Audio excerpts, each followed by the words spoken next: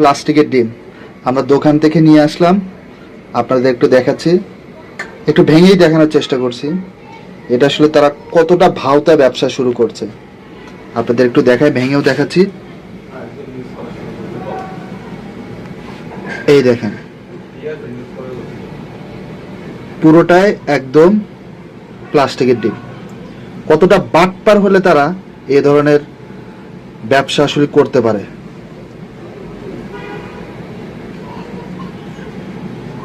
একদম পুরোটাই কিন্তু প্লাস্টিকের। এটা আসলে মানুষের অসুবিধা হবে এ ধরনের ডিম খেলে। আপনাদের দেখেন, তারপরে মানুষ কতটা বাটপার। শুধু দোকানদার না, যারা এই ব্যবসাগুলো করে তারাও কতটা বাটপার। মানুষের আসলে সাধারণ মানুষকে নিয়ে কোনো চিন্তা নাই। তারা তাদের ব্যবসাটা করে যেতে পারলে তাদের কাছে সেটাই তাদের ভালো মনে হয়।